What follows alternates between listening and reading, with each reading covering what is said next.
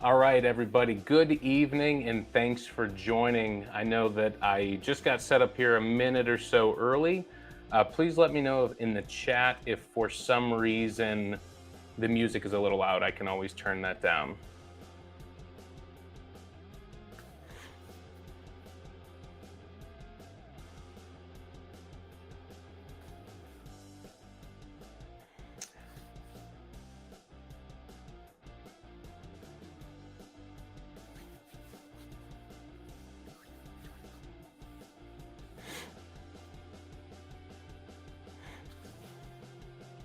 All right, so we're going to go ahead and get started here. Just want to start off by telling everybody thanks for joining tonight.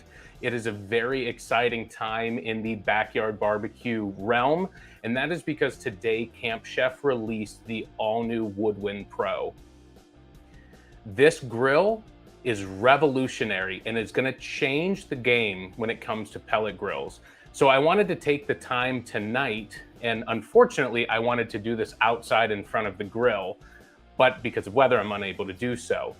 But I wanted to take the time tonight to answer any questions that you might have about the all new Woodwind Pro. We're talking specs, we're talking features, we're talking any of the above.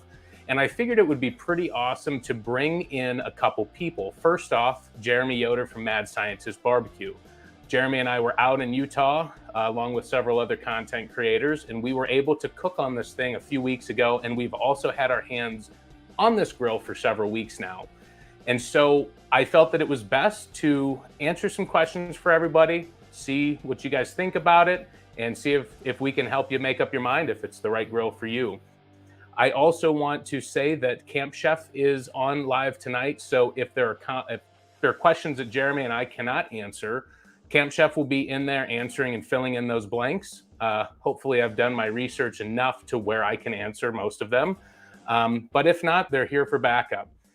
So we are going to be playing the comment game. So if you've got a question, you've got a comment about the Woodwind Pro or anything Camp Chef or barbecue related, go ahead and pop it in there. Tonight, we're going to try and focus on the Woodwind Pro since it was just released. But without further ado, I'd like to bring Jeremy in and we can kind of start this conversation off.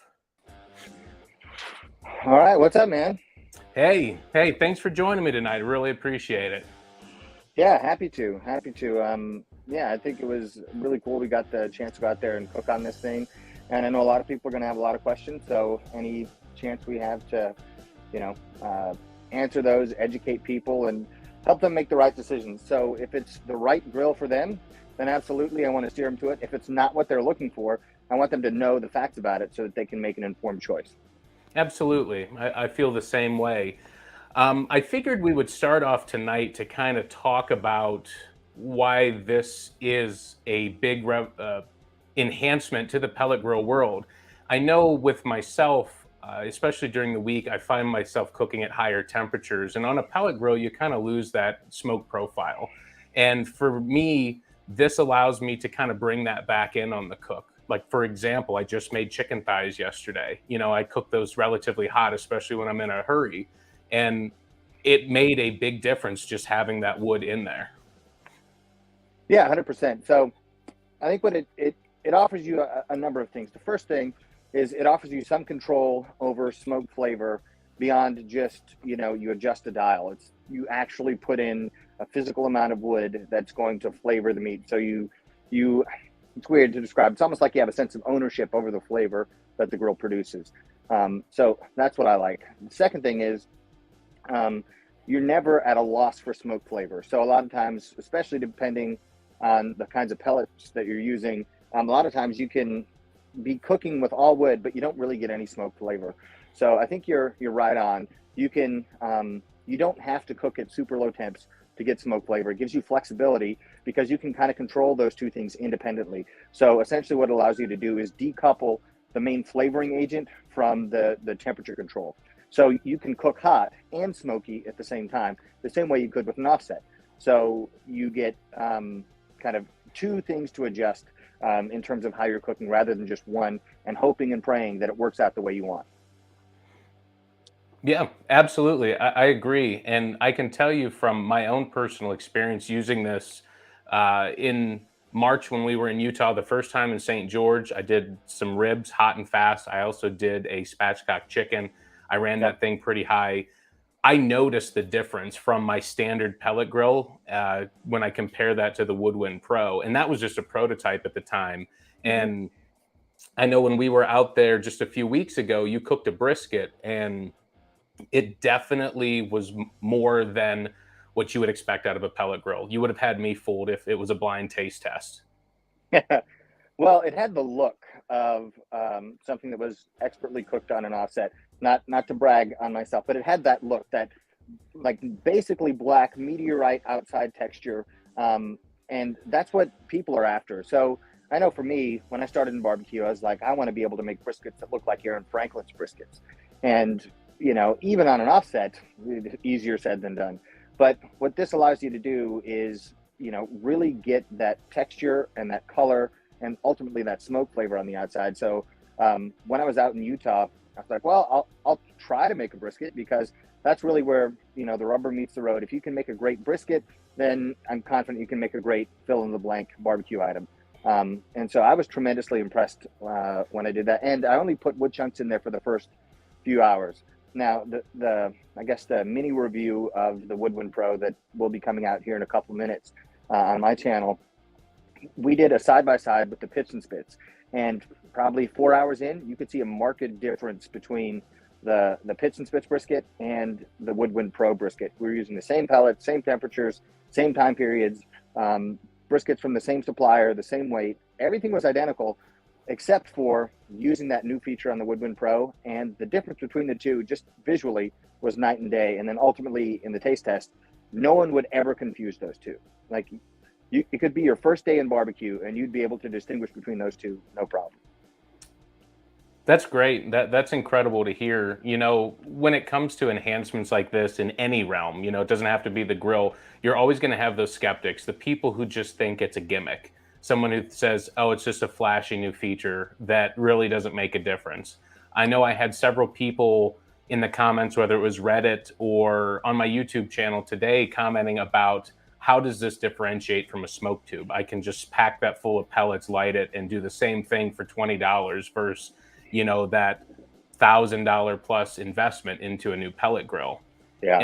And my answer to them was, you just don't get the same smoke that you can get from pellets. You just don't. Yes. And the fact Yeah. that you can use charcoal as well. Yeah. That's something I didn't address in my video, but I should have.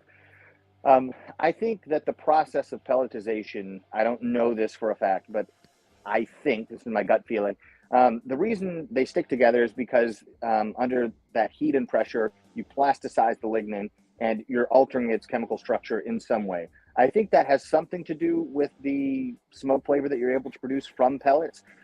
So that convenience that you get from pellets, maybe you sacrifice something in how it burns. Also, those pellets are extremely low moisture, and you don't get the same flavor that you would get from wood chunks or wood logs in an offset. And I don't want anybody to be confused thinking if they buy this, they're going to have the same flavor that they get with 1,000-gallon offset smokers in Texas. It's not the same, but it's a heck of a lot closer than just pure pellets. I mean, it's its own category of thing now, where it's like, we had pellet smokers and you have this variety of flavor that you can achieve. And then we have offset smokers, you have this variety of flavor that you can achieve. This one is on its own island, somewhere in between.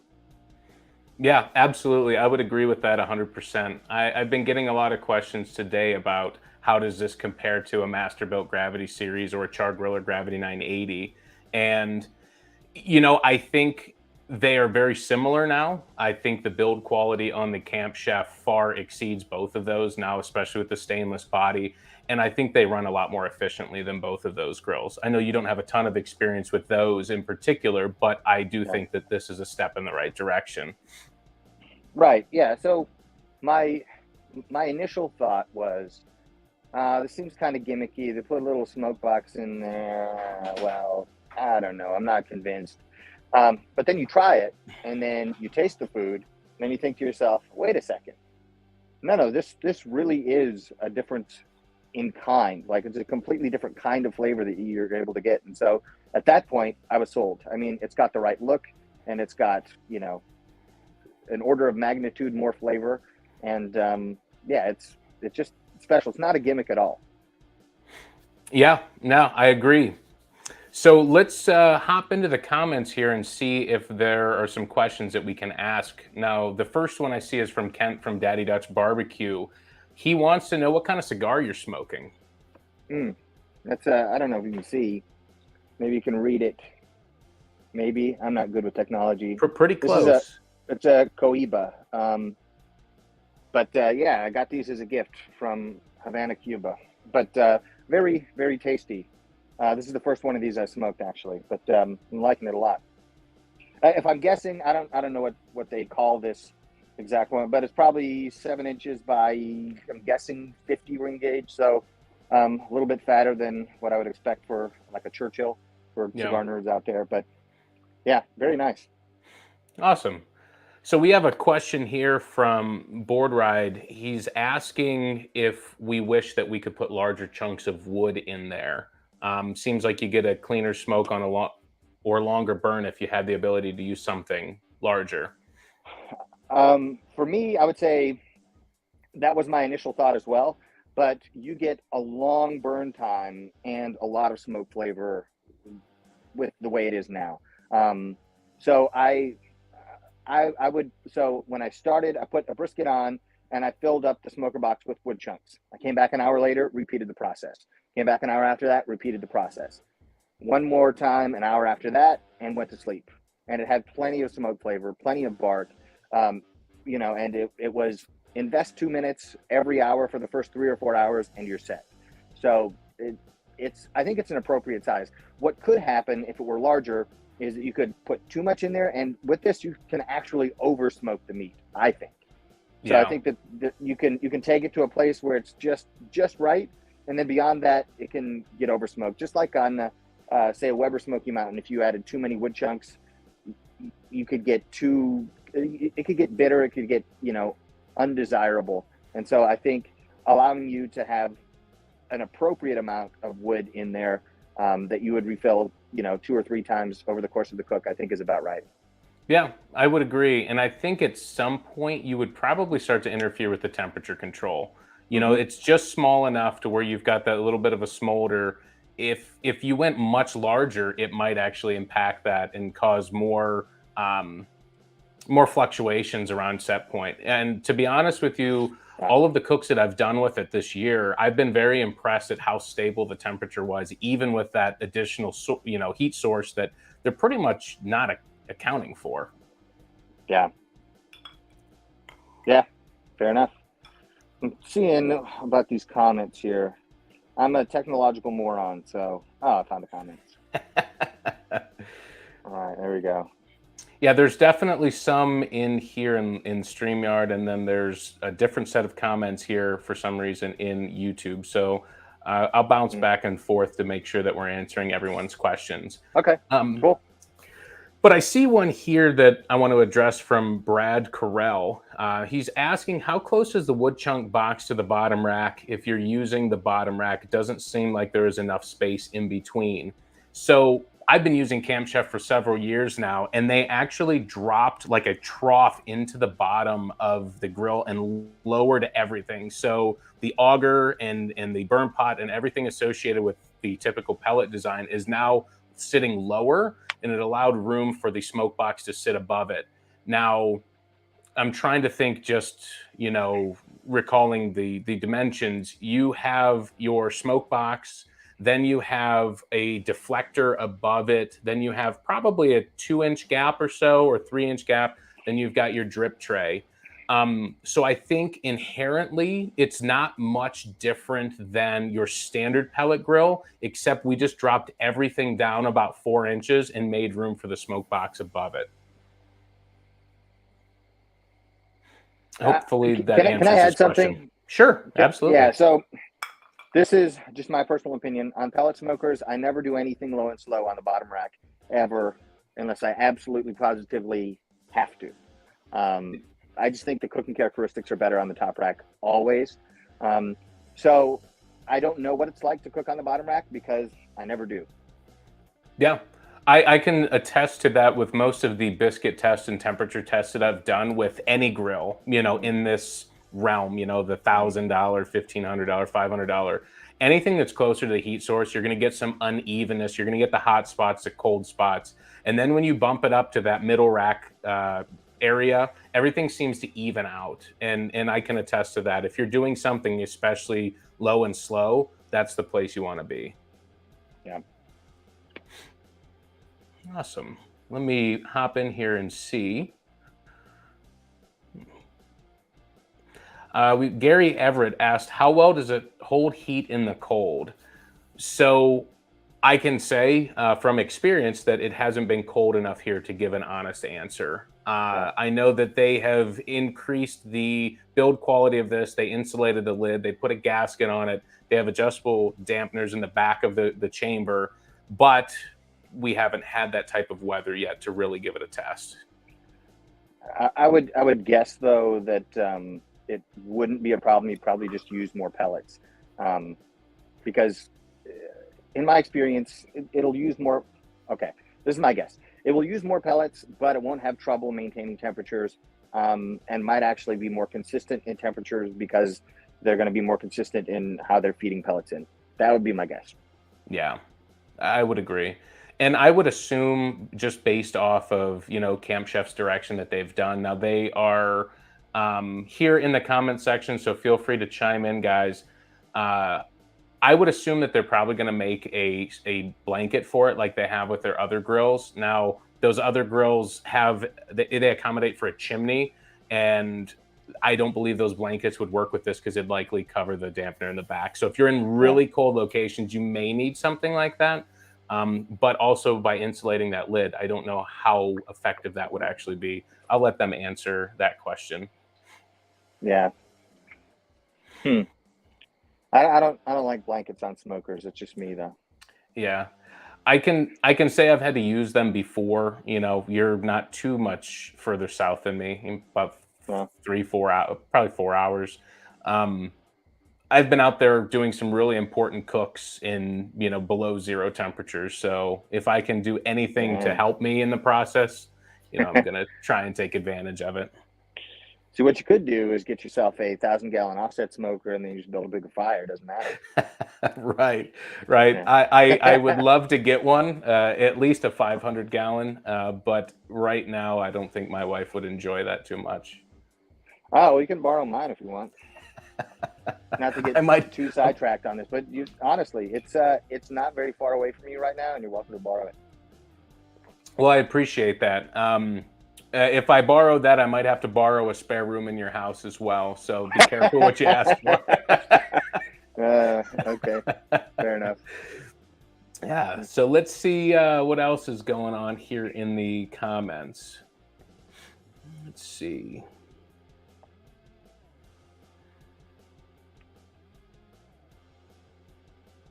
So Brett is saying, and it kind of alludes to the comment that you had made, Jeremy, that more smoke doesn't mean good smoke. That's what he's curious about. Is it good smoke? What do you think? Okay, so my philosophy on this is how to describe it. It's like there's a bifurcation in terms of smoke. You can have smoldering smoke, and more of it is good to a point, but then once you pass that, it becomes bitter and off-putting.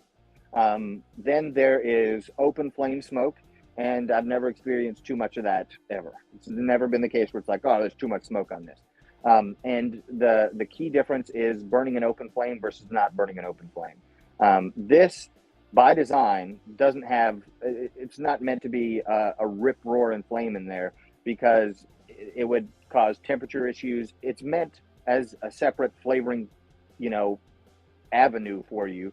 And so it's good to a point. You don't want to overdo it, but you definitely can get way more and good smoke flavor with it than you could with just plain pellets. Now, if you have a big offset smoker, you can burn whole wood logs in there. You can adjust the intake and the damper on the stack to get the exact right airflow to have it burning, just purring along exactly like you want. But that also involves being out there for the entire cook. What this does is it gives you a way to, really dial up smoke flavor and have great bark and great flavor without having to be a slave to the firebox. Yeah, and I think that is one of the comfort levels that a lot of people look for when they buy a pellet grill or smoker is just the fact that they can walk away from it and know that things likely aren't going to get out of hand. Mhm. And this basically adds just that extra dimension with that smoke box to that philosophy, that set it and forget it, or as a lot of people like to say, easy bake oven. Right. You know, I'm a sucker for offset smokers, right? But most of the time, when people ask me what kind of smoker should I get, I will usually point them toward a pellet smoker. Um, but just because most people don't want to waste 12 hours running a fire on their weekends when they're already working 60 hours a week. For most people, pellet grills make the most sense. And one of the ones that I've been actually recommending most frequently, even though I haven't really used it in the video, but that's coming up is let's see if you can see it. This guy right there, I actually use more than any other grill or smoker that I own. Um, got it, used it tonight, and it's the convenience of a gas grill. You can use it to smoke, and then that sidekick you can use for searing stuff. I mean, I'm just tremendously impressed with that thing right now. But yeah, so pellet grills, what this gives you is the convenience of a pellet grill, but way more flavor.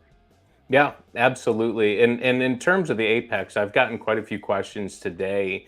The Apex is nearly $1,000 more if we look at the largest option, the 36 versus 36. And people are asking, why is this one better? And I think they really are speaking to two different crowds here with both of Hmm. these. If you're someone who can only have one grill, let's say you live Yes. in an apartment or a small place where you don't have the space to handle multiple pits or grills, I think the Apex is a great option because just like you said, you can walk out there and pretty much accomplish anything. Is it absolutely the best pellet grill? Is it absolutely the best this or that? But it's the best at doing everything. Right. Yeah. So I get this a lot. And for some reason, it's always from people I know who find out that, I do barbecue YouTube, and they're like, hey, I'm thinking about getting a new grill. What kind of grill should I get? But like, I want the real answer. I'm like, I tell everybody the real answer. And so I'll say, well, do you want it to be able to, smoke low and slow? Or do you want it to be something that you would grill mostly? It's like, well, I grill mostly, but I also want to be able to smoke stuff. And then I'm like, okay, it's like you could get a Kamado because it can do both, but it's really heavy and pretty expensive. Do you want to have to light charcoal every time? No, I don't want to have to light charcoal every time. Okay, that's probably not the right choice. Then eventually it settles into something with the convenience of propane, the convenience of a pellet for low and slow. And then, like for me, I get, my carbon steel made in pan. I sear steaks and then I put them on the grill to come up the temperature. And, I cook, chicken in there. I cook, today was pork tenderloins in there. I use it for almost everything that I want quick and convenient. But for most people, they don't have a yard full of smokers like I do. And so if you want something that does it all, I just think it's just a great product. I've been tremendously impressed with it. That's awesome. And speaking of steaks and searing, I do want to give a shout out to Joe Finnegan here in the live chat here. Joe is one of the gentlemen that was out in Utah from Certified Piedmontese. They Oh, nice. supplied all of the beef for us to cook while we were out there. And I was very, very impressed. In fact, I was just talking with Ben today about how we can work together in the near future with some additional cooks. Um, Solid. Yeah, that's you great. you used one of their briskets. I believe it was like pre-trimmed and everything. What were your thoughts on their beef? Sure. So I thought the flavor was very good. If I remember correctly, it's grass fed. Is it grass finished as well? I think they have two different options. In terms of the brisket, I don't remember. And Joe, if you're still in the live stream, feel free to answer that. But I think they have grass-fed, grain finished, grass-fed, grass finished. It just Okay. depends on which one you went with. Maybe that's why I was confused. But yeah, these were my thoughts. I thought the flavor of the beef itself was really good. I thought that it was, cut from the carcass in a way that lent itself well to barbecue. The fat rendered really well. The only thing that I wish was that there were a little bit more intramuscular fat in the point, so that when you take those money bites, like that first slice off the point, where it's barky on the outside and you see these like rivulets of fat in there. I just wanted to see a little bit more fat. But in terms of like comparing that to what you would find, at your local grocery store, the certified Piedmontese is light years better. I mean, you have to, have an account with a meat supplier probably to get something that good, or like pay through the nose to get something that you order online, at most places. So I thought it was extremely good. But it could also be because, I'd never heard of it before. I didn't have any kind of expectations, but I was really impressed. It's good stuff. Yep, Joe just answered the brisket was grain finished, so you did have the grass-fed grain finished. One thing that I think a lot of people, there's kind of a misconception when it comes to grass-fed and grass-finished or whatever. Fat does mean a lot when it comes to cooking beef, whether it's a ribeye or a brisket or whatever you're doing, but there is a higher quality of flavor in the meat itself. And so they cook different, and you have to kind of understand that. If you're not careful, you'll kind of approach it the wrong way. But I was very impressed with the flavor of the steak. It was very good. Yeah, so the actual flavor of the beef. So a lot of times people will want to cook Wagyu briskets or something like that.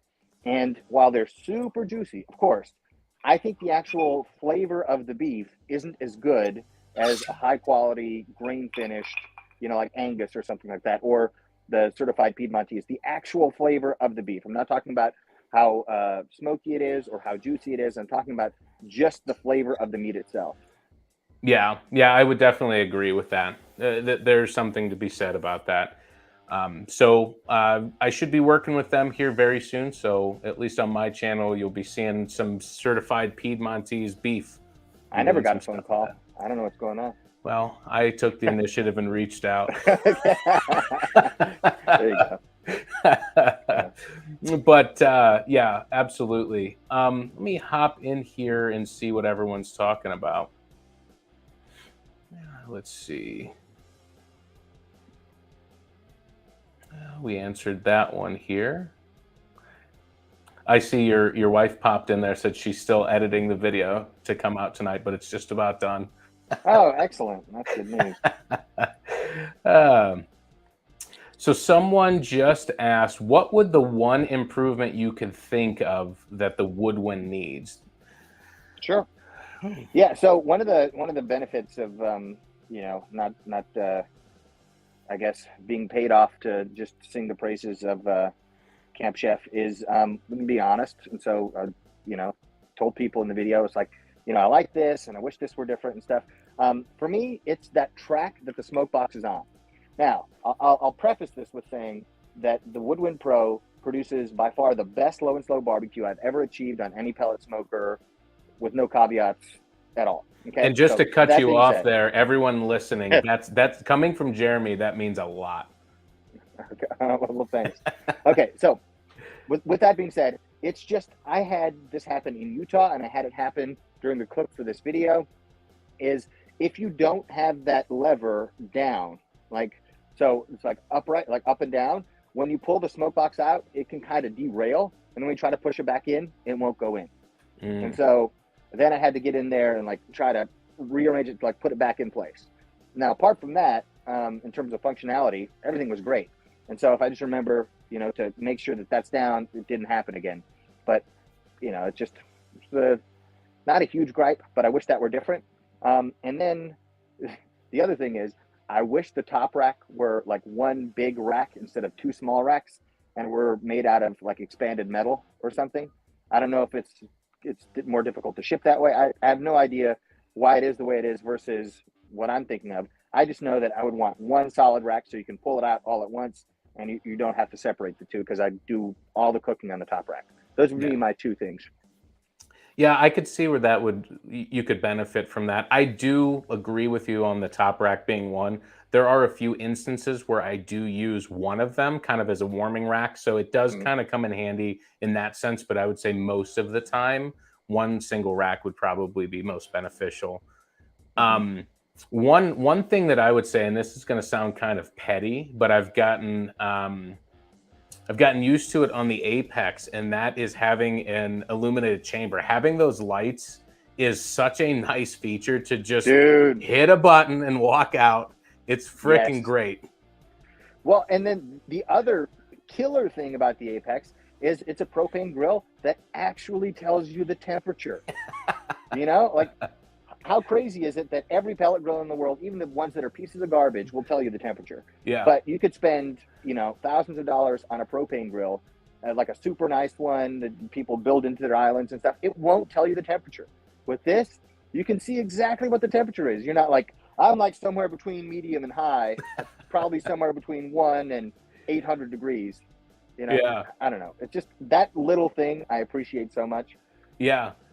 The lights for me are a game changer. I mean, I know, especially with you doing your catering and running some really large cooks, there's probably nights where you were out there at all hours. And for Mhm. me, I only have two hands, and so stupid enough, I sometimes will have to hold my phone in my mouth with the flashlight on while I've got both hands in the cooker trying to do Yeah. something. And the fact that they have those lights in the Apex is phenomenal. Like, I don't understand why, that just couple dollar enhancement. It's probably a little bit more than that, but to be Yeah. honest, it's not much. I don't know why that's not in every grill on the market. Like, it's just a super nice feature. 100%. And when I do the large cooks, I have, like a super powerful headlamp on. Just throw it on, throw open the doors, do what I need to do, close them back up, turn it off. Yeah. Yeah, that's something I honestly should just keep with my grill all the time is a headlamp. I got a couple of them. I have a barbecue go box with all the essentials, and in there are 2 headlamps and replacement batteries. There you go. That solves it. Let me see here. You did answer Drama Fan 24's question about being a good beginner smoker grill. I think the Woodwind Pro is a great option for that and gives you more capability than any pellet grill on the market. It's just a superior pellet smoker. Um, Now, if somebody wants to do grilling, I'd say, no, get the Apex. It'll do all kinds of stuff. If you wanted to do low and slow, if you wanted a smoker with the convenience of pellets, I'd say get the Woodwind Pro. Yeah. Yeah, absolutely. Yeah. I see another question here about if you finish your cook and you do the shutdown on the grill, but your smoke box is still lit, how would you turn it off? Well, there really isn't an answer for that. I mean, there's really no way to turn it off per se. I just Um, close it up. yeah, That's just me. yeah. I do Yeah. the same, but I also don't add wood right at the end of the cook. So Yeah, I would never do that. likely it's going to be burnt out anyways, but in the event Yeah. that it wasn't, you're not creating huge fires with it. It would smolder out and it wouldn't take that long to do so. Yeah, I think so too. Let me see. Popping through here. And just for anyone who is in the live chat or in the live stream tonight, if you are interested, I do have an affiliate link down in the description. But don't use his. No, Well, if you have one, put it in the chat. no, it's okay. That's okay. No, so for me, it's way more important to put out good barbecue information for people than it is for them to click the affiliate link. And then, like in my video, I said, hey, if you want to help me out and help the channel out, you click on the affiliate link, but you don't have to. But yeah, use Andrew's link if you're going to do it. Use Andrew's link. I appreciate that. Let me see here. I have a guy in here, Ed Smiley. He took the Goldies class with you. Oh, okay. And he What's wants up, to Ed? know how that brisket coming off the Woodwind Pro compared to the mill scale brisket. Oh, I don't recall. Oh, if he means the mill scale 1,000-gallon pit, then I can answer. But I don't think I actually tasted the brisket that came off of the mill scale 94 that day. But I then cooked 3 briskets and tasted all of them.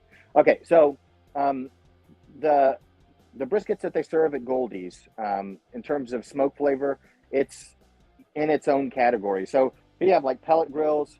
Here you have like the Woodwind Pro, and then over here you have offset smokers, especially large offset smokers.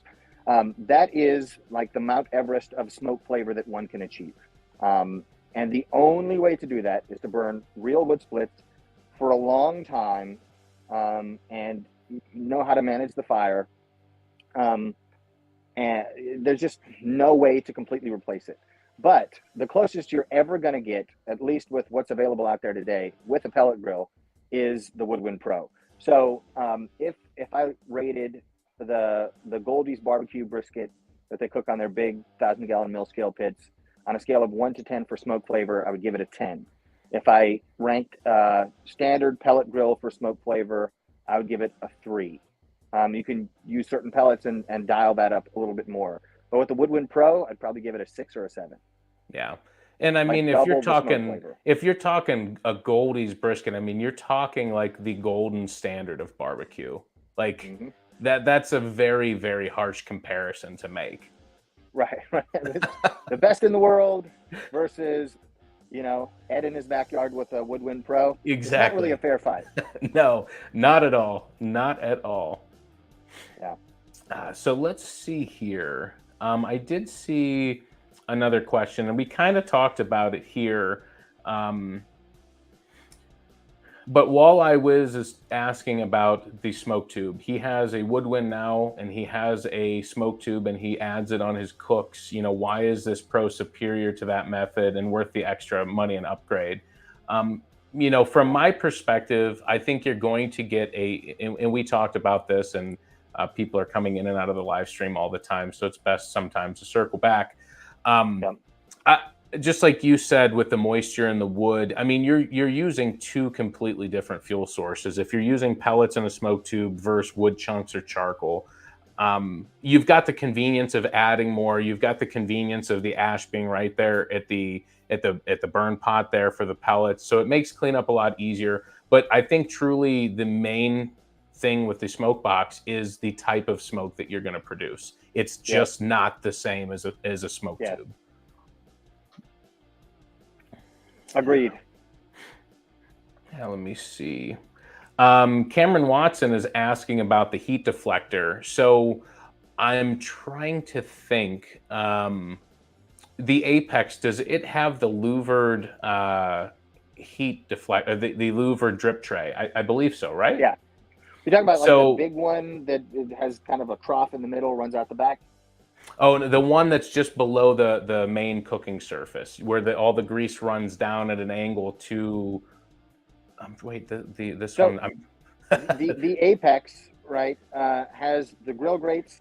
Then it has the propane burners. Underneath, it has one huge tray that pulls out from the front, and then it's kind of a V in the middle, and it runs out the back into a grease grate. You're right. I was trying to make a comparison to apples and oranges, and it didn't work out very well. Thanks for straightening me out. Do you have any of the other Camp Chef pellet grills besides these two? No, I have the portable one though. The Pursuit. I think so. It's because I'm gonna do a series with like different tailgate foods, because I've been to a few tailgates and they're like, oh, your barbecue, gotta try this barbecue, and it is absolute dog crap. And so I'm like, all right, there's a better way. And so I ordered that one, and I think what I'm going to do is film all the videos and actually just put it on the tailgate of my truck to do all the cooking. But yeah, I have not yet used it. Yeah, so on that one, it does have the louvered drip tray, and someone is asking in the comments, and I can go ahead and answer that, about cleaning that versus the louvered. The one on the Woodwind Pro is completely smooth, and it just runs at an angle, and it is way easier.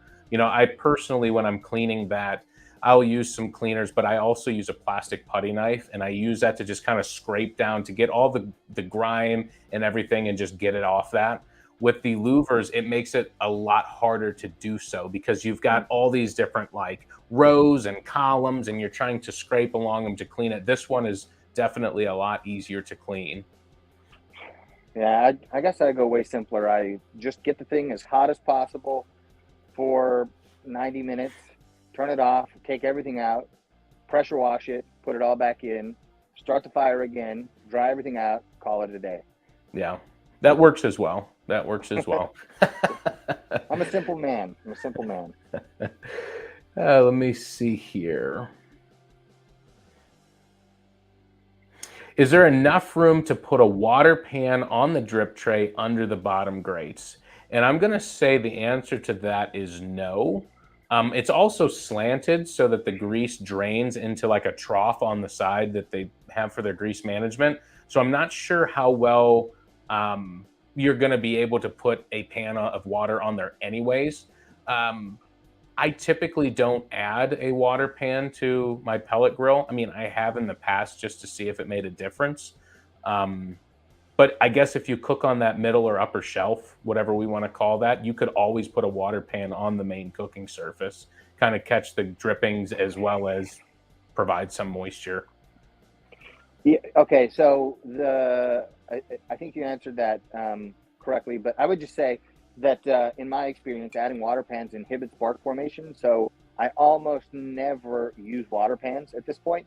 The only exception would be is if I'm, in some place that's exceptionally dry, like in the desert in Southern California, and the humidity is 4 or 5%, then maybe just to make it, a gentler cook.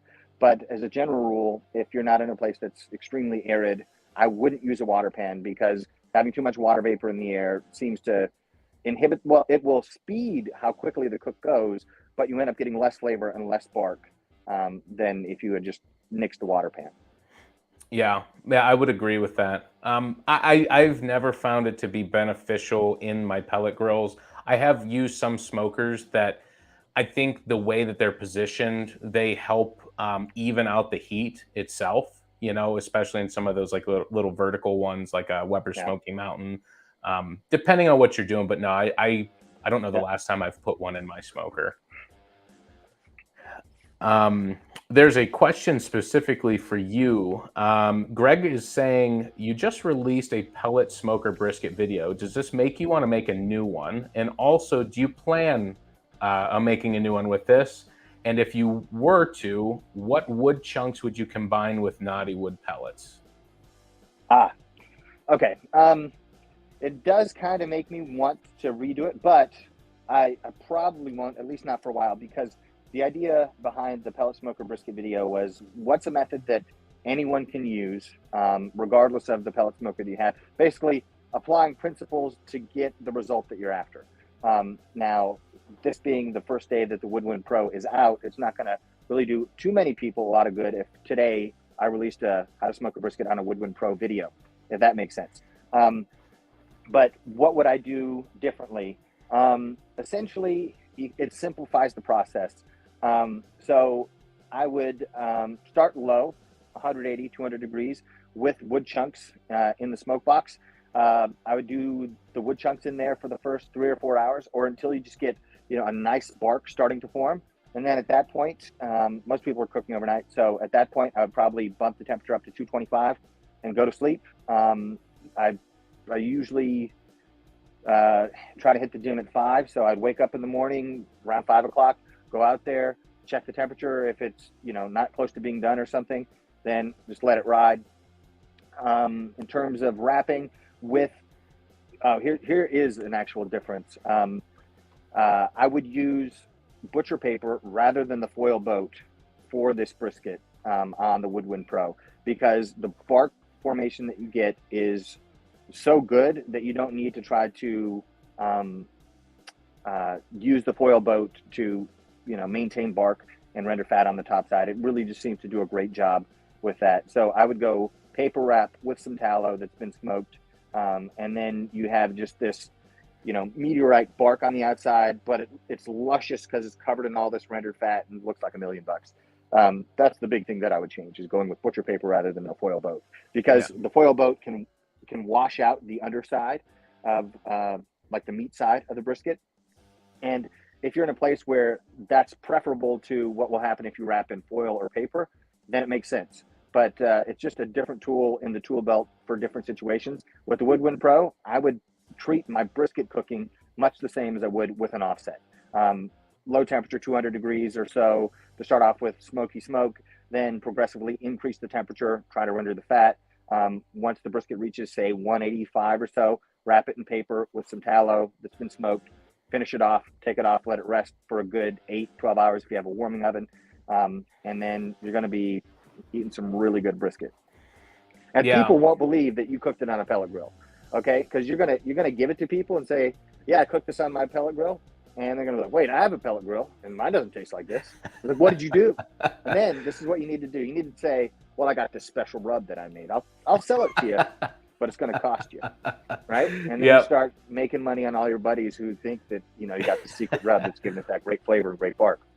Yeah. So funny enough, you said that. I posted a Instagram reel the other day, and it was just a quick little 7-second reel of me behind the Woodwind Pro, and I had it running at 350 degrees with some hardwood in the smoke box, and it was pumping out some great smoke. And I made a comment in that video saying, how many of you can get this smoke at 350 degrees in your pellet grill? And I said, none of you, bet me. And you'd be surprised how many of the bandwagon pellet grill cult people were popping out and commenting, oh, I can get that on my GMG, I can get that on my Traeger, I can get this, I can get that. And while that may be true to some extent, I have not had great luck at smoking at 300 plus degrees on a pellet grill. You just don't get it. Correct. Yeah, you're 100% right. My favorite is like people. This is going to shock you. There's sometimes mean people on the internet who comment. I know you probably never heard that, but it's true. Believe me. But I remember I did some video where I think I compared an offset to a Weber Smoky Mountain to a pellet grill. And I said that the offset had the most flavor, and the pellet grill using cheap, low quality pellets from a manufacturer that shall not be named. I don't want to get sued. It wasn't Camp Chef, by the way. It was not Camp Chef. Okay. It was another manufacturer that's garbage. Anyway, you might be able to figure it out. Anywho, so I said it had the least flavor, and then somebody commented. He was like, you're a moron. You don't know your hind end from a hole in the ground. I have a pellet grill, and it will beat any brisket cooked on an offset smoker, 6 or 7 days a week and twice on Sunday. And I was like, hey, I got a 500-gallon smoker on a trailer. Where are you? I'll come meet you. We'll do a cook-off. And he's like, oh, well, I can't. My wife is sick, but I would, though. So, yeah, those I think trolls, man. Because everybody has their own favorite, right? Somebody's favorite might be a pellet grill. Somebody's might be a Weber Smoky Mountain. Somebody's might be an offset smoker. But people tend to get into their own little camps. And then if you say anything that might be viewed as disparaging to that camp, they're like ready to fight you on the internet. They're like the pajama hadeen, they're in their pajamas, like keyboard warrior. It's so funny how cult-like the smoking community really is. Like, there's a lot of brand loyalty, and people aren't afraid to express it. Right, and it's the same way with people who have offset smokers too. I mean, it's just the nature of people. Yeah. Did you answer what wood you would combine with the knotty wood? Dang it. No, you can use whatever your favorite kind of wood is. I actually called the folks up at Knotty Wood and had them send me plum chunks because their plum pellets are like my favorite pellet, and they provide the most flavor. So they sent me some plum chunks, and it is magical. But you can use hickory, you can use pecan, you can use whatever. What I would do is use chunks that provide good flavor, because the nature of the combustion that's taking place there is it's primary combustion. So it's that wood like kind of decomposing, breaking down, giving off smoke. And so you're going to get great color by doing that. So I wouldn't use, say, cherry, which gives great color when burning an open flame, but I'd use something that provides great flavor. So like an oak or a pecan or a hickory or a plum, but just something that's flavor focused more than color focused, because the color will come along with whatever you're using. Yeah, that's a great answer. I have been a big fan of the Knotty Wood pellets. I've got the almond and the plum both in stock in my garage, and they've been great to work with. Oh, nice. Let me see. There was another question here. It had to do with ash. Yeah, here we go. How much ash is blowing around from the wood chunks? And I personally have not really seen any issues with ash blowing around up in the cook. I feel like no matter what pellet grill you're using, you're going to get some ash in the bottom of the chamber. It's inevitable. For the most part, the Camp Chef with their patented ash cleanout system is pretty good for the cleanout. In fact, I think it's one of the best in the market when it comes to pellet grills. But Absolutely. I still get some ash in the chamber, but I have not noticed it, up around the cooking surface. Yeah. So I did notice a little bit of ash flying around if I have that lever that kind of opens Yeah. to the fire pot. If I have that wide open, I did notice a little bit of ash, like a couple specks here and there, but I don't. That's not the steady state. So I'll put in new wood chunks. I'll open the lever. When it starts smoking, I'll close it back down, and that's it. And I don't notice ash flying around in the chamber. There might be a little bit here or there, but it's not something that I noticed unless I had that lever all the way open.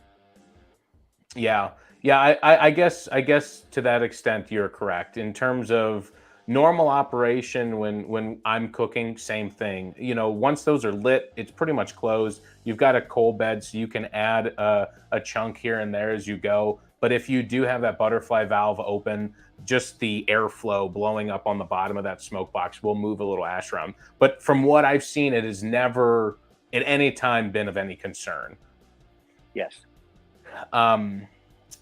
Just saw this is a controversial question, and Ooh. I'm curious to see what you say.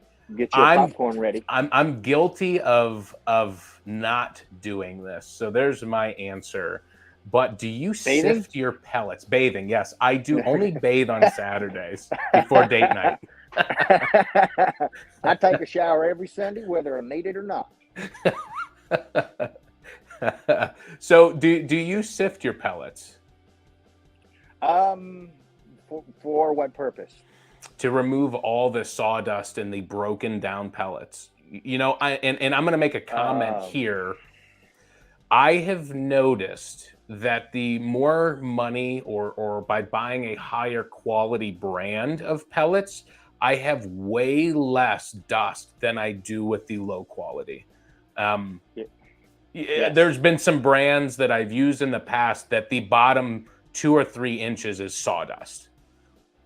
Yes. Okay. So I've noticed that with a brand that rhymes with hit loss. That's who I was talking about. Yeah, it was not great. Okay. But with the brands that I usually buy, I can only speak for the ones that I've seen. So everybody knows what my favorite pellets are, but that's not to say those are the only pellets, right? There are good quality pellets out there, and there are bad quality pellets.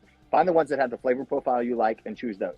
But with the Knotty Wood pellets, they're super dense, and I don't ever really see dust in the bottom. Let's see, the Camp Chef pellets that I've gotten, because when I got this Woodwind Pro, they sent a couple bags of pellets. Didn't notice dust in the bottom. Trying to think. Lumberjack, I've only noticed a tiny bit of dust in the bottom. I don't know if it's a function of the quality of the pellet or how they're handled, at like big box retailers.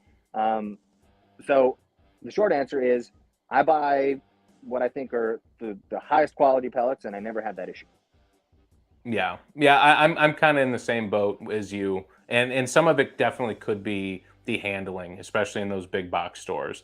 But I have noticed that when I'm buying those $12 40-pound bags, that there's a lot of dust in the bottom. Yeah. In terms of the pellets, you took a trip out to Knotty Wood and you got to see the process. What was like something that was like very surprising, or something that you thought was like super cool with the process of pellets? Because that's something that 99.9% of people know nothing about.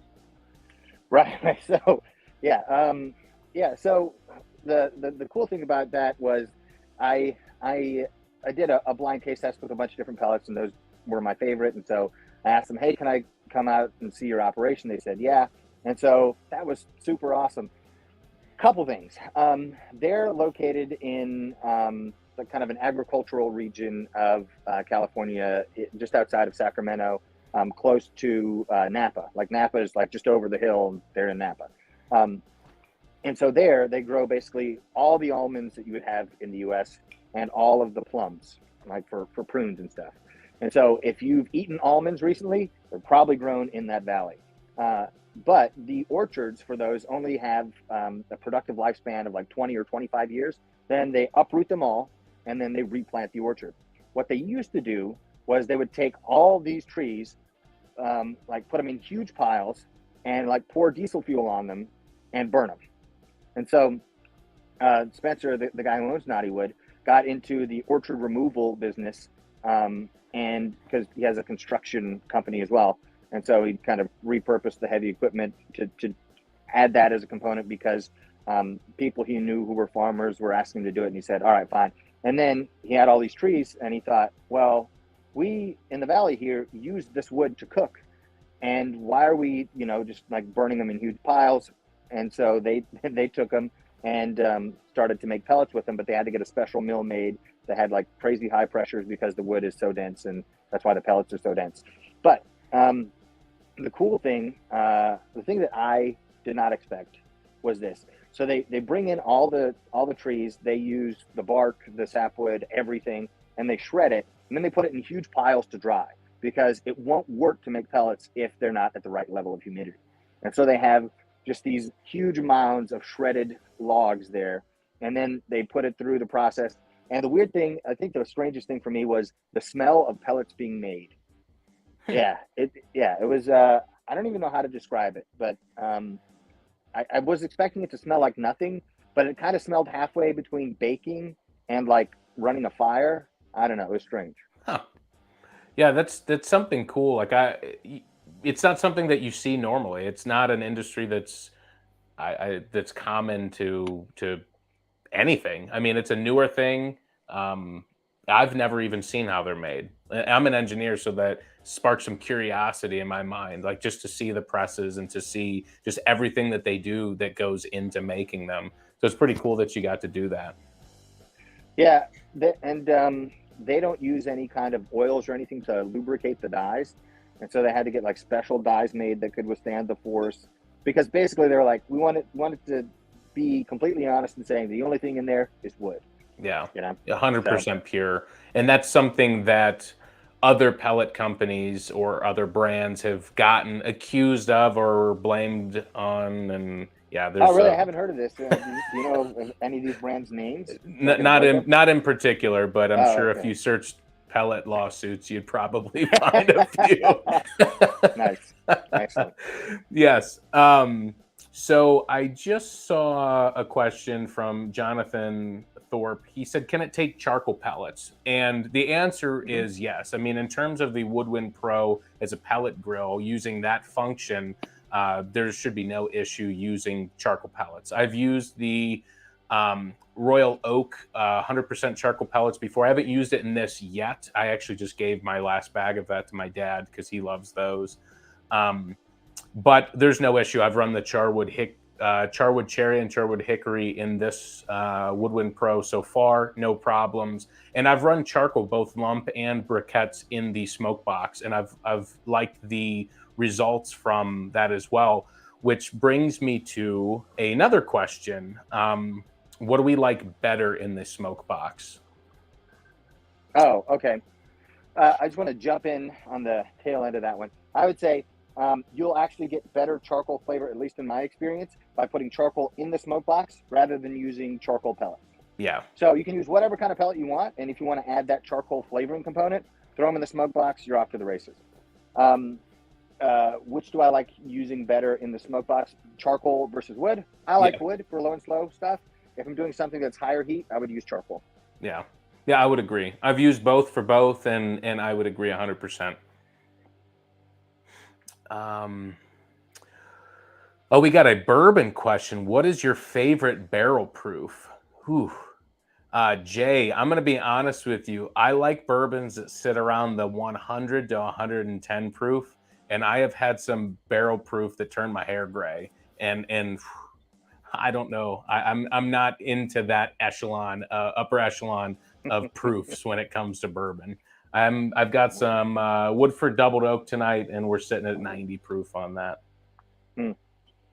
You know, I should know more about bourbon for somebody who grew up in Kentucky and lives in Kentucky, but don't really know anything about it. Yeah, it takes some getting used to. I'm about a year and a half into my journey.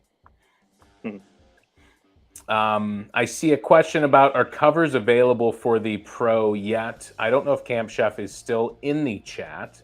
I know their marketing manager texted me a few minutes ago. Um, so I'm assuming they might have jumped out. But I have I have their 36-inch pellet grill cover, just their standard 36-inch one, not the one for the Apex, and it works just fine. The only thing is it does have a sleeve for the chimney, and what I did, and it really doesn't matter, is I just tucked it in. Excuse me. I don't think it matters. Bless you. Thank you. There was another question earlier about a front shelf. So I know you don't have a lot of experience with the Camp Chefs, but they have sold an accessory for years and years. It's a foldable front shelf that attaches just towards the bottom of the barrel, like kind of where just above where the legs meet the chamber itself. And because of the smoke box, that standard construction just not going to work. But I talked with the marketing manager today if they have any plans, and they're currently investigating what options they have. So at this time, there is not an option for a front shelf, but they're working on seeing what they're capable of doing. And I will tell you, Jeremy, that is one of the nice features, is having a front shelf if you can get one. I haven't gotten it for the Apex yet, but I was thinking about picking one up. Just having somewhere to set a tray as you're taking food off, being right in front of the grill is super nice. You don't have to play the balancing act. Yeah, I guess my issue is that the front shelf on any smoker is never quite big enough for me. That's true. And you can't leave stuff there because then you open the door and knock it off. And so I just have like a tall table that is foldable. I just unfold it, boom, use that when I'm done, fold it back up and take it inside. Yeah. Yeah, I just got myself one of those Camp Chef Mesa tables, which are those aluminum tables that we used while we were out there. And especially for you, someone who's traveling around and from time to time with your smoker, dude, those things are sweet. They fold into this little like carry bag, and they bundle up about like that big around. It's super nice if you don't have one. Yep. Agreed. Let me see here. I know we had talked prior to, about limiting this and that you would have to go at some point in time. So at any time, if you have to bounce, just let us know. And we definitely appreciate the time that you've spent with us tonight. I definitely appreciate that. Yeah, no problem. I actually have to go do the final checklist for releasing that video. But yeah, let's see if we can answer one more question, and then I will get off of here. Yeah, let me see here. Let me pop through and see if there's a good one that would be good for you to answer.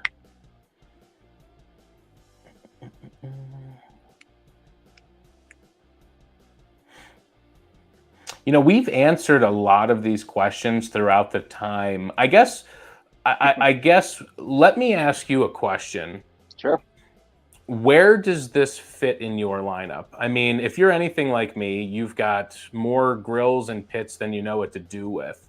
What are you grabbing the Woodwind Pro for?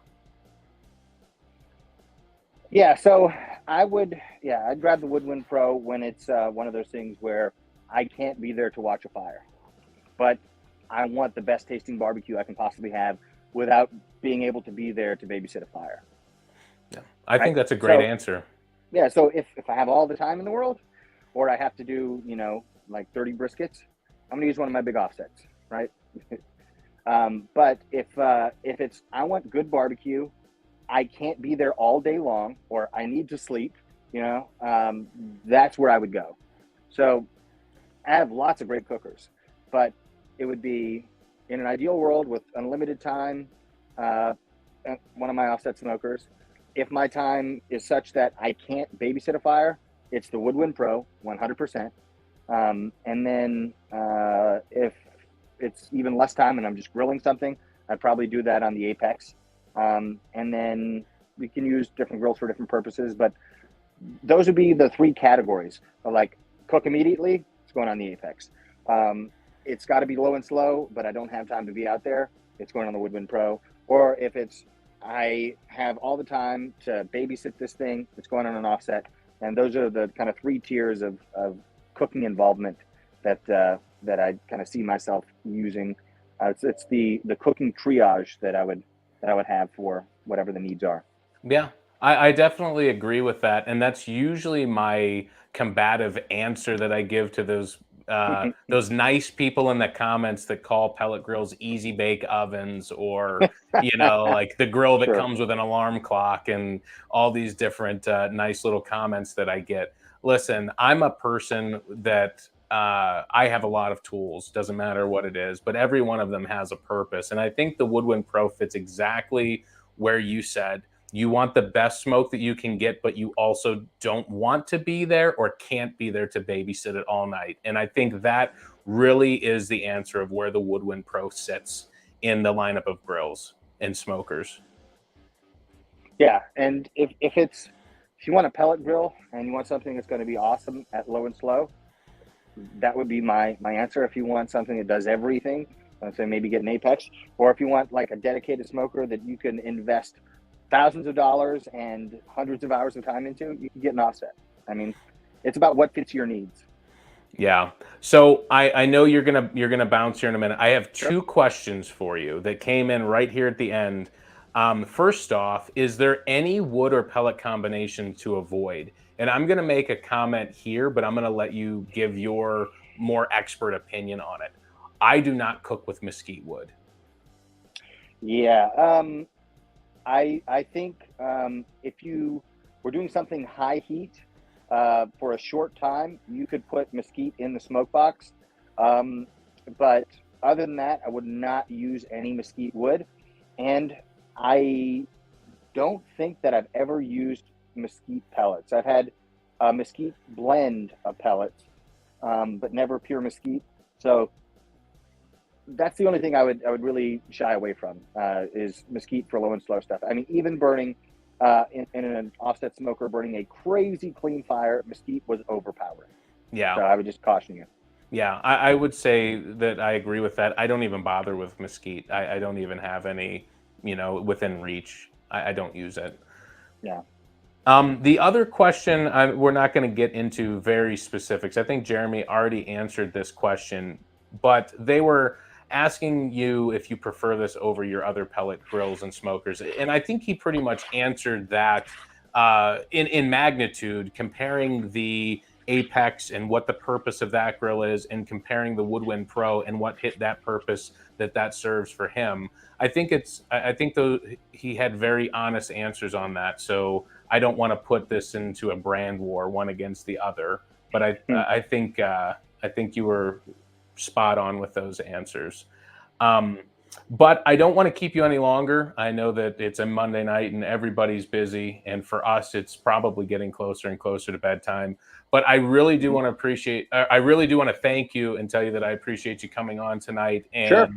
and doing Camp Chef some justice with this new Woodwind Pro, and doing our subscribers some justice with the Woodwind Pro, because this is something that is so different from what we are used to in the pellet Yeah. grill game that I think it deserved to get this kind of publicity and to answer some of these questions for people, because it may seem like a gimmick to some, but in my opinion, it is not a gimmick at all. It really truly does have an effect on the food that you cook, and in a very positive way.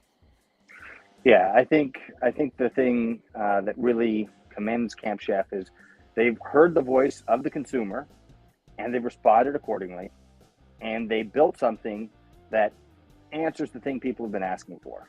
It might not be the idea you had in your head of like a hybrid offset pellet smoker or something like that, but it fills that hole in the market that people were saying, I wish there was something out there that could give me bark and flavor, but was convenient like a pellet smoker.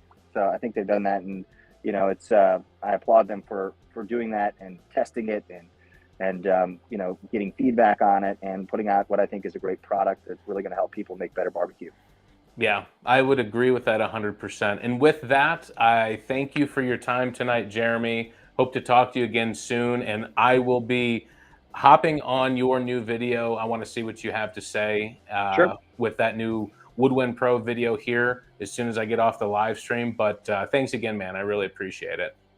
All right, take care. Have a good night. You too. Thank you. We'll see ya. So everyone who is left here in the live stream, I want to thank you for joining. We can continue this conversation. We can continue with the live stream here for a little bit. I do have a little bit of time left. One thing that I do want to say, and I have not really announced this yet, and the Woodwind Pro video that I released today is the first video that you're going to see these, but I've got some new Anderson Smoke Show hats. I just got these in, and they are killer. They are high quality Richardson 112 trucker hats. These are pretty much the only hats that I buy are Richardson 112. They fit my big melon head great. They feel great, and they look good, in my opinion. I will be posting something here soon on my Instagram and my social media about how you can get these. My website is not quite done yet, so it will probably be through social media. And I have a somewhat limited quantity of these, but just to show you the variations, we have the charcoal front with the black mesh with the Anderson Smoke Show, what I call the alternate logo, but this is like my favorite black and white logo. I also have a black front with a white mesh, same logo, and then I have an all black. It is black front, black mesh, and that Anderson Smoke Show black and white logo. These hats are sweet. I can tell you right now what the prices are going to be when they do go up for sale. DM me if you're really set on getting one. DM me on Instagram or Facebook and we can work something out. But the prices are going to be $25 for the hat if you're here locally and we can meet up or do something. I'm in Northeast Ohio. If I am shipping these hats, they're $30. $30 out the door, including shipping. And to be honest with you, I didn't buy a crazy quantity of these, so I'm really not making much off of this. It's just a matter of getting the brand out there and showing some support to my loyal subscribers and fans. So if a hat is something that you're interested in, hit me up. I will be posting about it here soon. I just want to make sure that I take care of friends and family because I just got these. Want to make sure that they have an opportunity to get them before my 47,000 subscribers have the chance to grab at them. But let me hop back in here into the chat. I just saw Steve in there. Yeah, man, we appreciate everything you guys have done for us and wanted to do some justice for this grill because I'm very excited about it. I've loved cooking on it so far, and I thought it deserved the time for us to talk about it. My foot is falling asleep. I got to move in this chair just a little bit. Let me hop in here. John, yeah, going to say these hats are killer. And Brandon, hit me up. We'll make that happen. Rick is asking me, what do you consider to be the best brand of pellets? So that is a very difficult question to answer, but I'm going to tell you what I appreciate when it comes to pellets. And I've answered this like several different times, shop comments. I think I even addressed it in one of my other live streams. For me, pellets is about honesty. One of the most important things for me when it comes to pellets is knowing exactly what you are giving me. I have heard in the past, and I truly believe this to be true, is that anytime you hear the word blend and you don't see a breakdown of what the blend is and what percentage it is, there is this gray area of where you can hide other things. I remember reading a disclaimer somewhere. I don't remember what brand, and I wouldn't tell you that if I knew it, but there was a pellet brand that said, this is a hickory blend. And if you found the actual breakdown, it was 20% hickory and then a smorgasbord of other woods that were filled in there. And I don't think that that's an honest hickory blend. So I personally appreciate the companies that put exactly what it is. And when I say that, you know, if it says it's hickory, then it should be hickory. It shouldn't also be white oak and maple and cherry, unless it says that it's a blend of some sort. So Um, I can tell you that a company that I've worked with before not worked with, I'll take that back. A company that I purchase kind of frequently, Lumberjack Pellets, I'm a big fan of them because they specifically write on the bag, tell you what it is. And I think they break it down to percentages. Like if they have a blend, like they have a fruit wood blend, which I believe is maple, apple, and cherry. They specifically say like it's 20% this, 60% that, 20% this, and that's all you're getting. No fillers, no IKEA scrap wood, no, none of that stuff. And I appreciate that. In terms of the pellets that you will find in my garage right now, and this is going to speak a lot for me because I only work with quality. In my garage right now, you will find Naughty Wood pellets. I have both the plum and the almond. I have Camp Chef pellets, and I'm a big hickory fan, so most of the Camp Chef pellets that you're going to see, or in fact, most of the pellets you see in general are going to always be hickory related, but I have the charwood hickory and I have the hickory pellets from Camp Chef, and then I also have lumberjack pellets. I'm a big fan of their 100% hickory, and I'm a big fan of their fruit wood blend, which, like I said, I believe is cherry, maple, and apple. I could be wrong. I'm sorry if I am, but I usually stick to those brands. I don't venture out much anymore. I used to, and I just haven't done that. I see, I'm gonna hop in here. Damon he is from one of the Camp Chef Facebook groups. I see you popped in here, and he has been using the Camp Chef Woodwind Pro since May. So when we were in Utah in March, there was an opportunity to cook on the prototype. So I will have a video coming out in the somewhat near future that has some stuff from Utah when we were in St. George back in March. And a disclaimer is it is going to look a little bit different from the actual production model. They changed a few things up, but in terms of the functionality of the grill, it still has a smoke box. It still runs like it is. It just aesthetically and feels like a little bit different, but it is great. And Damon, he's in the chat. He has been using it for months now, and he is saying that it produces a level of smoke that no other pellet grill can do. If you are looking to join a good community and a good group of people where you can get constructive feedback, also feel part of the family, and to ask questions and just, have a good resource of information, check out Facebook. There's the Camp Chef Grill Owners, and then there's the Camp Chef Pellet Smoker. And I am so sorry if I butchered that second one. But there are two major Facebook groups dedicated to Camp Chef products, and they are a great resource. Myself, a handful of other YouTubers that use Camp Chef products are in there, plus people like Damon that are very experienced barbecuers, and they spend a lot of time working with the craft. Green Mountain Gold. Bear Mountain. So Brandon from Hey Grill Hey, he is talking about pellets as well, and he named off all the pellets that I did, and he included Bear Mountain. I have used Bear Mountain before, and I enjoyed them. For me, they are not easily accessible. I can get Lumberjack locally at the store. I can get Camp Chef locally at the store, and I can also get Naughty Wood locally at the store. I could drive there and in 10 minutes be in the store and on my way to the checkout line. And for me, convenience is a lot. So Bear Mountain for me, I have not seen them locally, and it requires me to order them online. Not a huge issue, but I'm a convenience guy. And most of the times when I buy pellets, it's because I'm about out and I don't have time to wait for them. I see a question here. What is the warranty for the entire unit?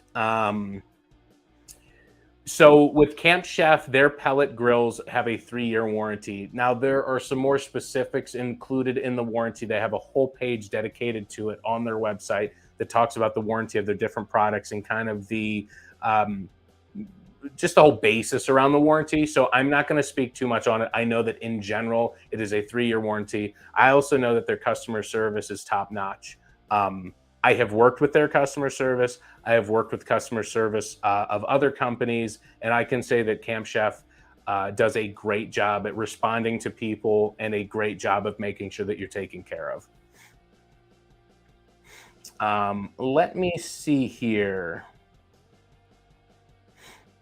Let's see. Cat Steel, you mentioned Green Mountain Gold. I'm not familiar. I don't know if you meant to say Green Mountain Grill or if there's a pellet called Green Mountain Gold. I'm scrolling back up into the chat here. I see some comments about my hat. Yes, I just got those. And yeah, I will be posting more about that. DM me if you're dead set on getting one. I just haven't made them available yet. But since you guys are in the chat tonight, I'm going to tell you now that reach out and we should be able to make something work out. Let's see. See a lot of praise and thanks for putting this together. No, thank you guys. Thanks for joining. Thanks for being loyal subscribers and viewers of the channel. And thanks for being part of the barbecue craft and the community. It means a lot. You know, Jeremy and I wouldn't have what we do today if it wasn't for, you know, everyone that follows us and watches our videos. And I truly appreciate that.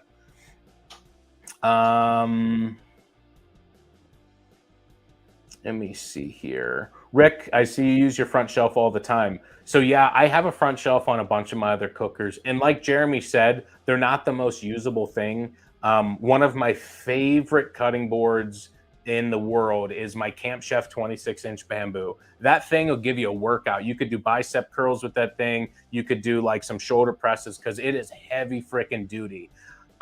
But on most of the grills that I use, at most you might get like a 12 to 14 inch wide front shelf. And for me, using a big cutting board or a big tray, which I'm typically doing as I'm taking food off, it's not the most ideal to have just such a narrow shelf. But at the same time, I also have something there to help me balance whatever I'm taking off, rather than trying to hold this big and heavy tray as I'm adding more and more weight to it. At least I have something to kind of take the majority of the weight off of my hands and I can continue to balance it.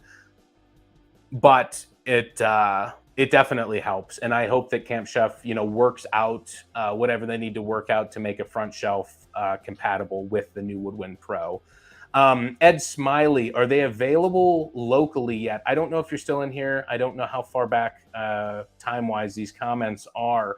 Now, the Camp Chef Woodwind Pro is available as of today. In terms of retailers and seeing it in your local store, you know, I'm not sure what's around you, but I'm sure that there are some retailers that are going to be stocking them now or will be stocking them very soon. Camp Chef is very quick at shipping. So if you order directly from them, you know, you're going to get your grill pretty quickly. So, you know, the option is there. Also, there is an affiliate link down in my description if you're looking to support the channel and you're going to buy a Camp Chef product. If you click on that affiliate link, it'll give me a little kickback for, you know, doing the sale. Let me see here. Ed also had another question about how long does a full fire smoke box last? So I guess it really is going to depend on a few factors. And so I've seen it last upwards of a couple hours. But one thing is going to be, you know, how hot are you running the pit? Because the hotter you go, I would assume and at least from my experience, the faster that's going to burn. Also, because you have a butterfly valve and you're exposing that wood or charcoal or whatever fuel source you choose, because you're hitting it with direct flame, the longer that you let it go on that direct flame, you're going to see more breakdown a lot faster. So you won't see it last quite as long.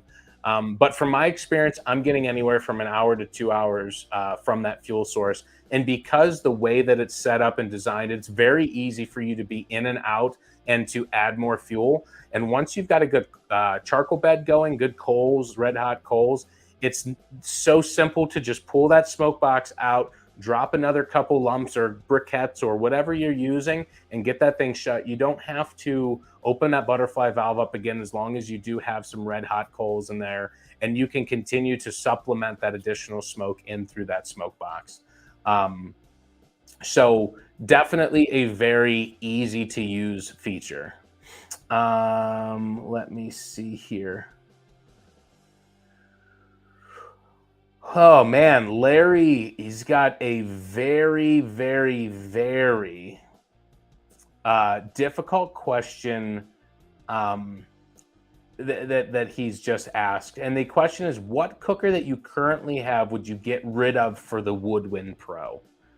And just like Jeremy said, every grill has a purpose, just like having a toolbox full of tools. You have a ball peen hammer versus a claw versus a sledge for three different jobs. Um, so it really depends on the consumer themselves on what they need. So if you go back to Jeremy's comment about the Apex and where that fits in his day-to-day use, when he's just cooking something quick or he's going to be searing something like some steaks in his carbon steel pans, like that makes the most sense. And if you're a person who is going to be doing that style of cooking, and you're going to get a lot of use out of the propane, and you really truly only have, the space or the ability to have one grill, that might be for you. Um, for me, the Woodwind Pro, in terms of a pellet grill and smoker, I'm going to say that it is the most effective pellet grill that I have in terms of smoking capabilities. It's very difficult to compare it to the Apex. I'm going to have a video coming out later this week where I talk about those top tier Camp Chef products. We've got our Apex 36 with the Sidekick. We've got our Woodwind Pro 36 with the Sidekick. We're at $950 difference. Who are these grills talking to? And we're going to address that more so, but it's not an apples to apples comparison, and it really boils down to what you are looking for. If I am looking for the most capable pellet smoker on the market and I'm going to be doing predominantly smoking of woods, it's going to be the Woodwind Pro over any pellet grill that I have, over any smoker that I have, if I'm looking for that ease of use of a pellet grill. Um, and I hope that answers your question. If you're going to be doing a ton of grilling where you're looking for those super high temperatures, there are other options like the Apex. But it really boils down to what you're doing. And for me, I do a variety of things, and so it's very difficult for me to answer that. And I think I have 17 grills right now total. So to sit there and say like which one specific grill um, would I take over any of them? That's a very difficult thing to answer. But in terms of the most capable pellet smoker, it's going to go to the Woodwind Pro all day if you're going to be smoking food. So I hope I hope that answers your question. I see Wolf Tracks Barbecue says there's no time frame on the affiliate link, is there? So affiliate links works with cookies. So when you click on that, it's going to embed a cookie into your browser. So if you are on your cell phone and you click on my affiliate link and you go to Camp Chef's website and you do your research and you decide not to buy right at that moment, as long as you're not deleting your cache and your cookies on a regular basis, that should hold for the next 30 days. So I should get credit for, or whoever's affiliate link with Camp Chef that you use, they should see credit for a purchase made from that web browser for the next 30 days. Now, if you look at it on your phone and then you go home and look at it on your computer, make the purchase from the computer, if you did not click on the affiliate link from your computer, then that affiliation between like myself and the sale doesn't exist. But it should be a 30-day cookie. I see Kelly just ordered mine, upgrading from the Woodwind Wi-Fi 24. Can't wait for it to get here. Kelly, what did you get? Did you get the 36 or the 24? And did you get a Sidekick with it, or did you already have a Sidekick? I think anybody who's got a Camp Chef, if you don't already have a Sidekick, you got to look into getting one. It literally makes the overall experience that much better. My favorite thing when I do steaks is to smoke them and sear them. Sometimes I sear them up front and then smoke them to final temp, or I reverse sear them. So I smoke them first and then sear them at the end. Yeah. So it just depends. But if you have a Camp Chef, get yourself a Sidekick. That's my honest recommendation. Hunt, fish, shoot. Hey, I know those guys. You got cookies. I could go for some cookies. Yeah, I could go for some cookies too, but instead I have some sweet, sweet bourbon. Kelly got the 36 with the sidekick. That's exactly what I have, and that would be my recommendation for most people. Unless you're cooking for just a couple people and you're never going to be doing a lot of stuff, the 24 is perfect. But I love the size of that 36. Yeah, Rob from Crosscut Creations. The Sidekick is on my list, but the SG30 is supposed to be at my door tomorrow, according to UPS. Heck yeah, dude. I have the SG30. It is a great smoker. I've had that thing for about a year and a half now. I've got so many cooks on it. I have lost count, and that is a great grill. And honestly, it is a great size. It's that great in between. I never felt limited with the 30. I can say that from time to time, I was definitely limited with the 24, but from time to time, I'm also cooking for quite a few people, and that's kind of why the limitation was there. So Brian is saying he prefers the sear box over just the sidekick. That's a preference thing. I mean, you could get the deluxe barbecue grill box and sort of accomplish the same thing as the sear box. You get more versatility with the sidekick because you can add the pizza oven, you can add the grill box, you can use the griddle, or you could just use it as a darn outright super high output burner. You know, if you're going to be boiling something. When we were out in Utah, Jeremy made some banging mashed potatoes, and they made them on the sidekick, just on the burner. Banging mashed potatoes. Let me look at the time here. We're at 9:30. I'm going to give this about 10 more minutes because it is a Monday. It is a work night, and I got a few other things that I want to accomplish this evening. But I do appreciate everyone coming out tonight. I'm going to scroll through the comments, see if there's any last-minute things that I can address. I did see a question about my Instagram. And before I tell you the wrong darn thing, let me tell you my actual Instagram account. It is Andersons_smoke show. That is my Instagram. Let me see if you're able. No, it's not going to focus, of course. Yeah. Oh, yeah. Let's see if I can get it closer. Up. It should be right up top. Right up there. Let me see here. I saw someone say, love the Browns. Yeah, so I had to put my Brown shirt on because we had a big win over the Squealers Thursday night primetime football. I had to throw that in there. Back in the chat, Larry with the, can we expect to see a Masterbuilt versus Woodwind Pro video anytime soon? Yeah, I am definitely going to be doing some hardcore comparisons because I think that the market that the Masterbuilt and the Char Griller Gravity, grills, they were really for people who just couldn't get the work done with a pellet grill, that just loved that more robust charcoal flavor, that more robust smoke. And I think that Camp Chef with the Woodwind Pro just closed the gap significantly from the pellet grill world to those gravity charcoal smokers. Now, I don't want to give away too much about my mindset on that. I will tell you that quality to some people means a lot. It does for me. That may come at a price, but this Woodwind Pro is a very, very high quality. But before I make any kind of determination, like specific answer, to that, I am going to cook on them side by side. We're going to do things exactly the same way, same temp, same rub, same everything, and we will get a legit comparison going between those two. That's something that I plan on doing here in the near future. Brandon, wish they did a 30-inch Woodwind Pro. Yeah, that would be pretty sweet, and you never know, that might be something that they look into. I think that there's a market for that in between because the 24, like when you look at it, it looks kind of small. Granted, there's plenty of room in there for most people, but the 36 looks massive. So that in between is definitely nice. I've got 24s, I've got a 30, I've got two 36s, I've got a handful of different sizes, and definitely I'm using the upper end more often than the others.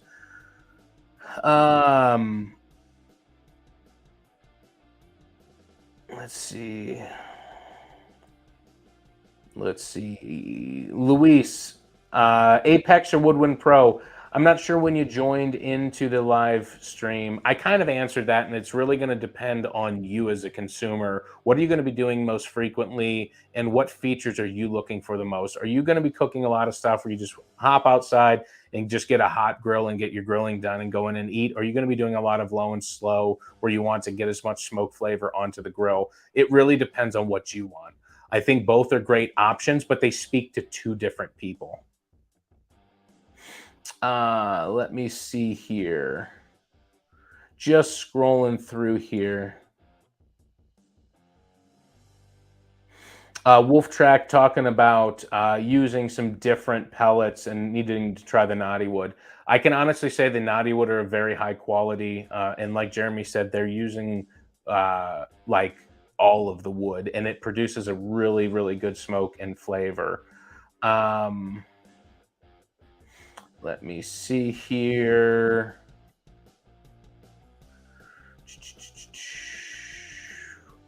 I think.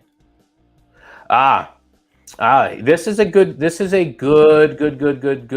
question, and I did not address it in my video, and I didn't realize that I didn't do that until I read it in a comment.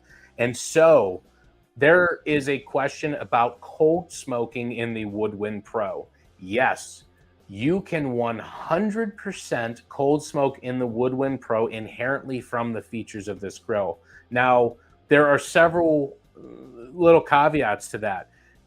How are you going to light the fuel source? Now, technically speaking, you could use the normal startup procedure on the grill and use the pellets in that startup mode to get your smoke box going. I'm going to tell you that if you're doing a cold smoke, temperature means so much. Like if you're doing cheese, it's got to be below 90 degrees because then the cheese starts to sweat, starts to get soft. You don't want to cross that threshold. So your best bet is to manually light whatever fuel source you're using for the smoke box.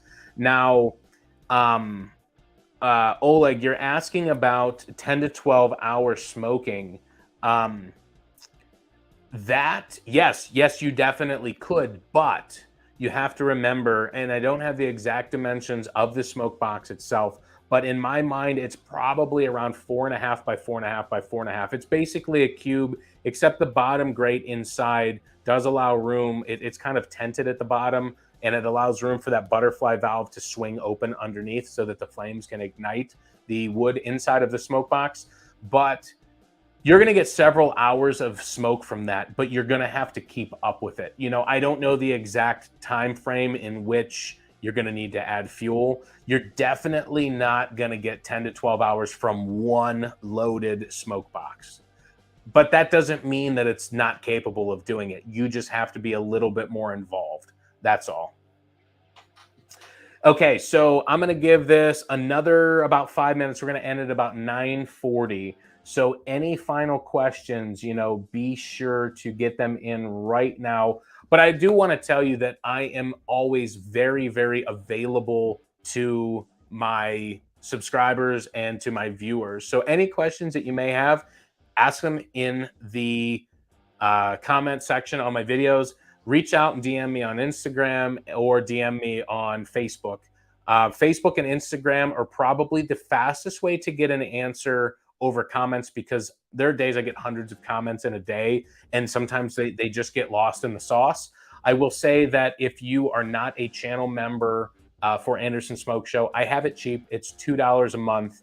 I have priority on comments. If you are a channel member, it puts a little icon and I can filter on channel member status. If you are a channel member, it's $1.99 a month. You get the little badge, you get priority comments, and you get early access to the videos that I can give you early access to. I did not give early access today to the Woodwind Pro video, and I apologize for all of my channel members for that. I have non-disclosure agreements on those types of releases, and so I'm very limited on what I'm able to do in terms of early release. But on the majority of my videos, you're going to get an early release. You're going to get priority comments, and you're going to get that little sticker. I left it at $1.99 a month. I wanted it cheap, but I wanted to give those super fans the ability to get something out of it. And I think priority comments is probably the most beneficial out of anything, because if you comment from a channel member, if I get one, I am answering you. I'm not saying that I don't answer all of the other comments, but it's a lot more difficult to do when you're getting several hundred a day. I see Jay Way, quality is key for me. Yes, absolutely. Brian, just ordered one through your link. Hey man, I really appreciate that. Thanks for supporting the channel. Thanks for joining tonight. You're going to love that new Woodwind Pro. Matthew, what's your favorite appetizer? Armadillo eggs, pig shots, shotgun shells, bacon wrapped asparagus. I'm going to go in two different directions here. In terms of like a smoked appetizer, I love those shotgun shells, man. I have made those so many times. They are a fan favorite. They're a family favorite. They're a party favorite. I literally get asked all the time when I'm going to like group gatherings where I have to bring something, are you bringing shotgun shells? And that's typically my go-to for those types of events. But I am going to be 100% honest. I am a sucker for dips. I love dips. Doesn't matter if it's salsa, if it's queso, if it's guacamole, smoked cream cheese, the smoked street corn dip that I did. I love dips. I don't know why, but it's one of my favorite things. Just dips in general. I do really like the smoked cream cheese. I like to do a variety of things. So I'll do a smoked cream cheese, just season it up. I've dressed them with like candied bacon and jalapenos, and then use like club crackers to eat it. But I've also done a dessert one where it's like a s'more. So you smoke the cream cheese and you add a Hershey chocolate bar, then you put some marshmallow fluff on top, toast the marshmallow. It is great, and serve it with graham crackers. It's phenomenal. There's actually probably some people in the chat that have had that, and they can attest. It's top notch. We're going to have round 3 on the smoked shotgun shells using the Pro this time. Yeah, I would think so. I would think so. I make them quite a bit. Very popular video, and it's some good stuff. Some good stuff for sure. Gorilla Joe's Barbecue, as you can see, he's got that little star icon and the green name. He is a channel member. Smoked dip is amazing. Need to try that corn one you did. Yeah, it is great. I did not go spicy on it. I can't go spicy on the things that I make because my wife can't eat spicy stuff. But I've had some people comment that they've added some different peppers or different seasonings to add a little kick to it, and they said it was phenomenal. And I would assume and agree that it probably is, but I try to accommodate for the masses, and since my wife can't have spicy things, I don't really do that.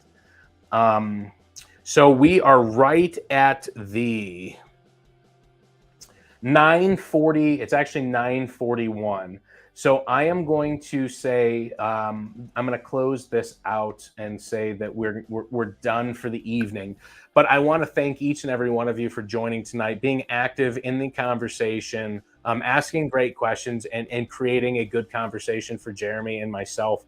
We are both very excited about this Woodwind Pro. I'm going to only speak for myself right now, but it is the most capable pellet grill or smoker that I have seen so far to date, and I love it so far. I'm going to be doing a bunch of cooks. I'm going to be doing a bunch of comparisons because these are questions that everyone is going to have, and I think it deserves a fair shot against all of the critics. So I will be doing that. I will be releasing videos on a fairly regular basis. I'm going to say about weekly. I will have another video coming out later this week, but I try to do for that like 6 to 7 day time frame in between videos. I also am going to be doing live streams more often. I'm going to try to do one every 3 to 4 weeks just to have these good conversations with people again. But thanks again. Thanks to everyone who has already purchased the grill, whether it was through my affiliate link or not. You are going to love it. Camp Chef knocked it out of the park with this release. I honestly and truly and wholeheartedly believe that. So, take a look into it, and I guarantee you're going to be impressed. I mentioned the hats. Hit me up on Instagram if you're dead set on getting one. I have not made it available to absolutely everyone yet, but since you were here tonight in the live stream and you know about them, you're going to get first dibs. Hit me up on Instagram or Facebook, and we can work something out. But thanks again. If you are not a subscriber, hit that subscribe button, hit the like in this live stream. If you got any questions, hit me up on any of the social media platforms. I told you how you're going to get my attention easier, and I'm being 100% honest with you. Sometimes the comments get lost in the sauce. Hit me up if you got questions, comments. Appreciate the support, and until next time, see you later.